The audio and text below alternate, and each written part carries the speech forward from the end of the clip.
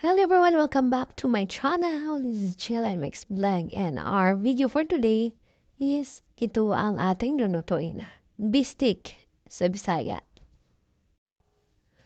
So ito na nga guys, meron tayong karne dito at nilalagyan lang po natin na dinurog na bawang. So, kaning baka po ito. So halo-halo lang. Kung marami kayong bawang, pwede yung damihan pa. Nang sa ganon mas mabango siya. Kasi mas gusto ko rin yung maraming bawang, mas masarap. Then, budburan natin ang ating magic syrup.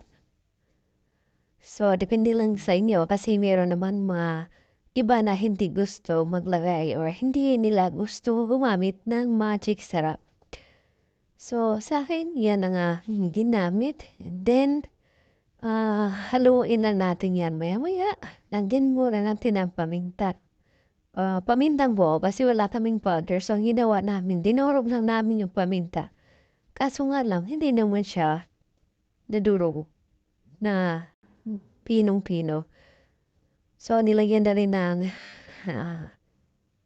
konting asin at saka tuyo.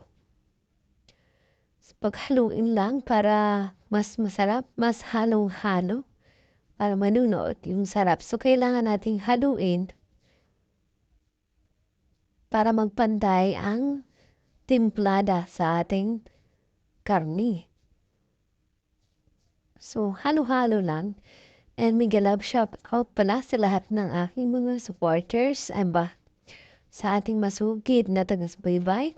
Especially to my loves sa Lumodina na walang sawang sumusuporta sa aking channel. Ma'am Shi, mamilahanin di YouTube, no, Kuya Denise, maraming thank you.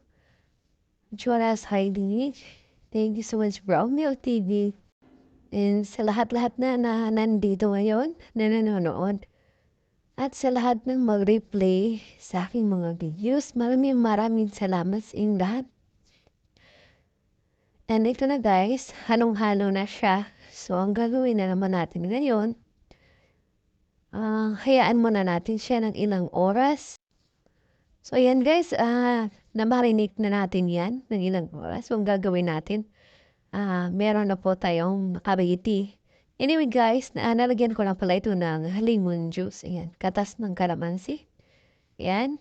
Ang ginawa po natin ngayon is nilagyan na po natin siya sa kawali. Ayan, yung kawali na may apoy. And as usual, ang gamit po namin sa aming pagluluto ay kahoy. Ayan, kasi maraming kahoy sa aming bukid. So, hindi na kami gumagamit ng gasol.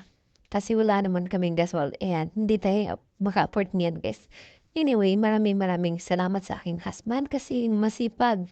Ayan, maghakot ng panggatong galing sa aming bukid. So, yan guys, halo-halo lang po. Yan. Hindi ko na po siya nilagyan ng oil. Hindi ko siya nilagyan kasi antayin muna natin siya na maubos ang kanyang sabaw. So, pakuluan muna natin ito sa manuto siya. Tapos, mawaya na natin siya lagyan ng oil. So, ayan, pakita ko lang ang aming panggatong. Meron tayong 4 na pirasong ginatong sa ating apoy. And shout out pala sa aming kawali na ang itim-itim na. So, ayan guys. Ganyan lang ang ginawa po sa aking pagluluto sa aming simpleng bistik. Yan. Kumukulo-kulo siya. Kasi ang labas ng apoy natin and then halong-halong lang natin paminsan-minsan hanggang sa maluto siya. And then titingnan natin kung luto na siya. Saka na natin lagyan ng oil. So, takpan lang muna natin ito. At antay natin na maubos ang kanyang sabaw. So, ayun na guys. Yan. Mukhang maluto-luto na. And mabango na siya. So, ubusin lang natin itong sabaw. And ganyan lang. Ganyan lang kasimple. Ang paraan ng aking pagluluto sa Bisaya. And ayun na siya. Silip-silip natin, ayan. Lagyan ko na siya ng oil. And then haluin. Masarap siya guys, mabango. Saka na ako naglalagay ng oil pag wala na talaga siyang sabaw. Then halu-haluin lang siya. Yan, ganyan lang. So pagpasensyahan nila guys ang aking McNudes na halo-halo. Saka pagluto na, nalagyan na natin ng oil, lagyan naman natin yung sibuyas. Siyempre guys, punti lang ang sibuyas, alam niyo naman, mahal ang sibuyas, kaya titipid ang inyong phone. So yeah, halo-halo to the max lang tayo. Para naman, mahalo lahat. And then, ayan, ang sarap, ang bango. Masaya na ang aking mga kiddos, ang aking mga anak. Masaya sila kasi may ulam na naman sila. And ayan, shout out sa lahat ng nandito at naghihintay na matapos ang aking video. Thank you. And then, salamat talaga ng marami. So ngayon, pwede na siya.